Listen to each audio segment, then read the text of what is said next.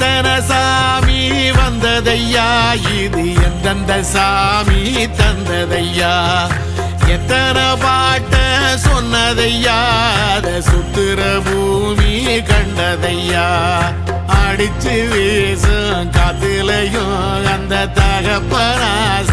சுத்துதையா பிடிச்சு பூக்கும் விதையிலும் ஒரு வம்சத்து கதையே உள்ளதையா 100 தலைமுறை சேர்ந்து செதுக்குன ஈர நலம் இது பாறையா